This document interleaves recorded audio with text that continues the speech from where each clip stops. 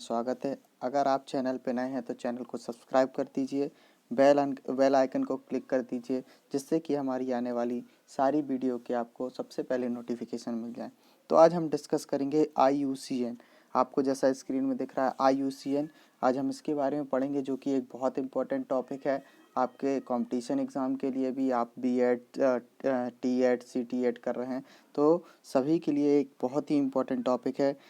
तो चलिए देखते हैं। तो IUCN की बात करें तो IUCN जो है, इसका फुल फॉर्म होता है international union for conservation of nature. ठीक है, तो international union for conservation of nature ये इसका फुल फॉर्म है, जो कि पूछा जाता है। और बात करें इसका हिंदी में फुल फॉर्म, तो दोनों याद रखना है आपको। अंतर्राष्ट्रीय प्रकृति संरक्षण संघ क्या है? अंतर्राष्ट्रीय प्रकृति संरक्षण संघ। इसकी स्थापना हुई थी 5 अक्टूबर 1948 को, जो कि इसकी स्थापना हुई थी फ्रांस में। दो इसमें बहुत इंपॉर्टेंट चीज़ है, आपको दिमाग में बिल्कुल ध्यान रखना है कि इसकी स्थापना जो हुई थी वो फ्रांस में हुई थी 5 अक्टूबर 1948 में। लेकिन जो इसका हेड क्वार्टर है, जो इसका मुख्यालय है, वो कहाँ पे है?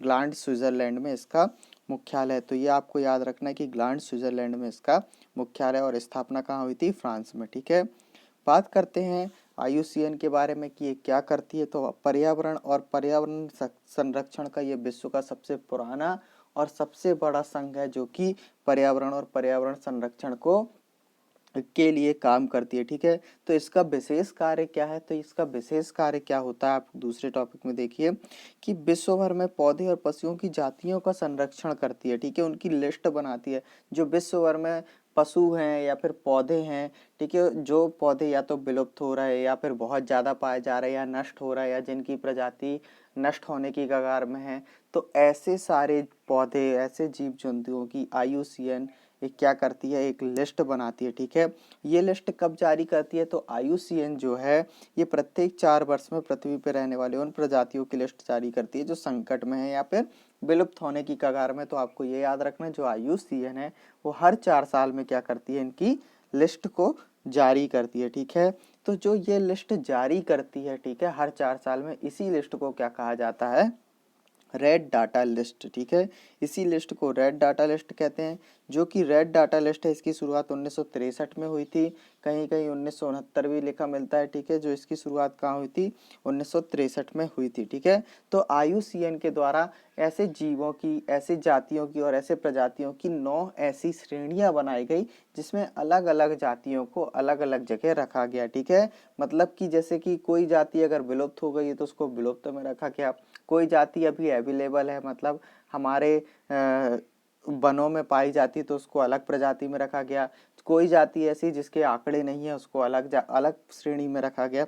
तो ऐसे करके IUCN ने ऐसी 9 श्रेणियां बनाई, जिसको अब हम डिस्कस करेंगे। ठीक है, तो पहली श्रेणी इन्होंने बनाई विलुप्त श्रेणी।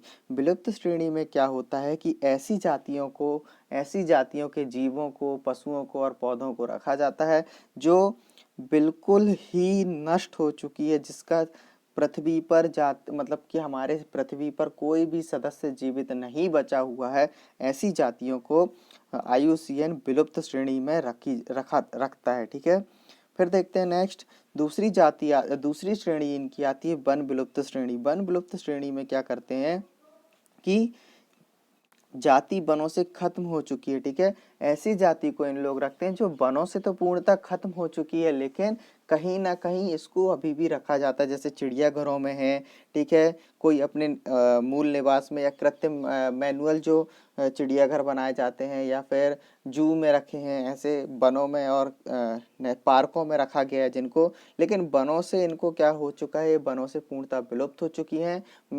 मतलब मनुष्यों के पास है, या फिर मैनमेड जो जू वगैरह बनाए गए वहाँ पे इन जातियों को अभी भी रखा गया। तो ऐसी जातियों को वन विलुप्त श्रेणी में रखा गया है। फिर करते हैं तीसरी श्रेणी की बात। तो तीसरी श्रेणी क्या कहलाती है? घोर संकटग्रस्त श्रेणी।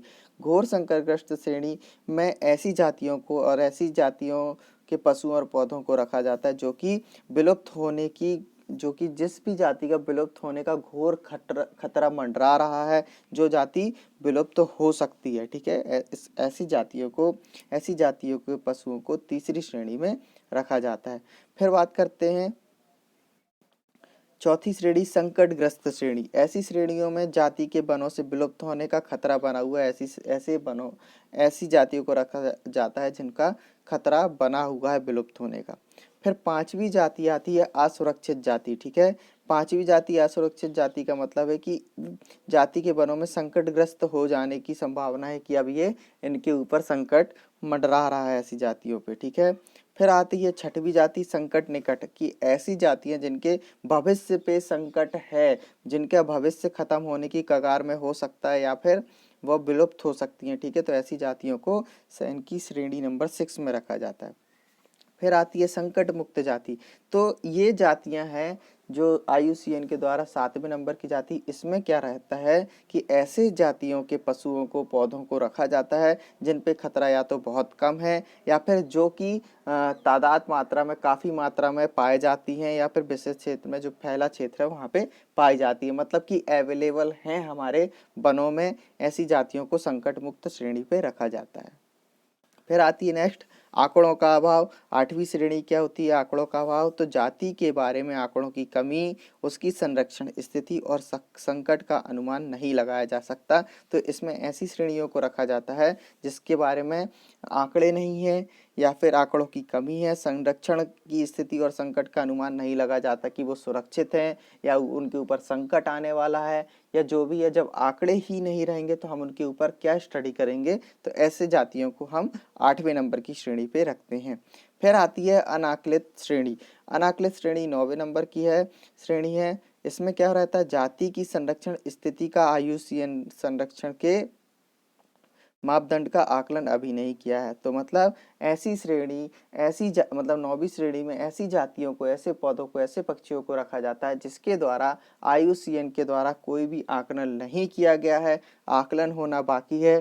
तो इन श्रेणियों को कहाँ पे रखते हैं, इन श्रेणियों को रखा जाता है 9वीं श्रेणी में, ठीक है। तो अगर आप हमारे चैनल में नए हैं और आप किसी भी एग्ज़ाम की तैयारी कर रहे हैं या फिर आप स्टडी कर रहे हैं तो हमारे चैनल को सब्सक्राइब कीजिए, आपको बेल आइकन को क्लिक कीजिए, आपको नई और अच्छी वीडियो के साथ आपको नोटिफिकेशन आएगा। Thanks for watching. आप हमें कमेंट करके बता सकते हैं आपको वीडियो कैसी लगी।